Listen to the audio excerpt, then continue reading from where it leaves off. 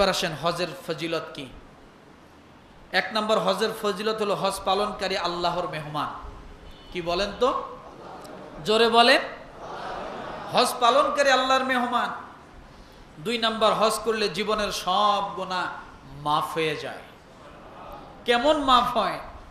যদি নবীজি বলেছেন, মায়ের গর্ভে থেকে সন্তান যেমন ভূমিষ্ঠ হয় পাপ মুক্ত হয়ে, পাপহীন, তার কোনো গুনাহ থাকে না, কোনো মানুষ যদি হজ করে আল্লাহর হুকুম মোতাবেক যদি হয়, নিয়ত যদি সহি থাকে, সেও নিষ্পাপ হয়ে যায়।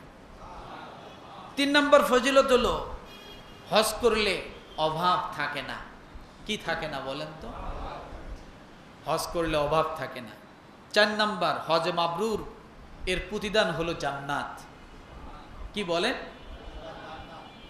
পাঁচ নম্বর, হজ পালনকারী আল্লাহ তাআলা দরবারে যে ব্যক্তি হজ করে আর সে যখন দোয়া করে, আল্লাহ তার সমস্ত চাওয়াগুলো কবুল করে নেয়। মনে থাকবে?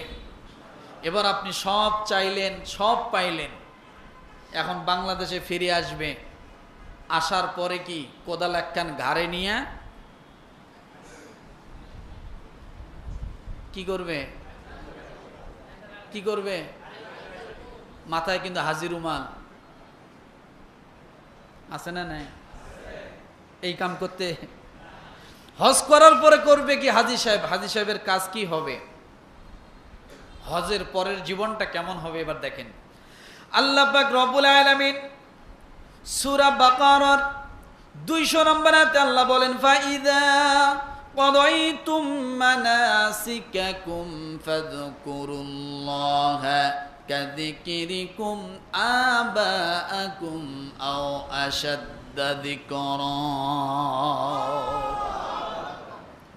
এক নাম্বার কাজ হাজী সাহেবের দুনিয়া বাড়িতে আসার পরে কাজ হলো, তোমরা যখন হজের কার্যাবলী শেষ করবে তখন আল্লাহকে সেইভাবে স্মরণ করবে যেভাবে নিজেদের বাপ দাদাদের স্মরণ করে থাকো, বরং তার চেয়েও বেশি স্মরণ করবে।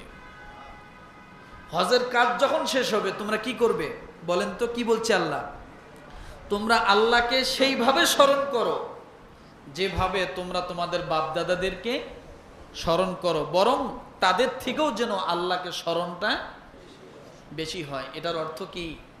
এটার অর্থ হলো, তুমি যখন বাড়িতে ফিরে আসলে তোমার বাবা তোমার কাছে, মা তোমার কাছে, সব সময় তাকে দেখো, তাকে স্মরণ হয়। আল্লাহ বলেন, তাদেরকে যেভাবে তোমার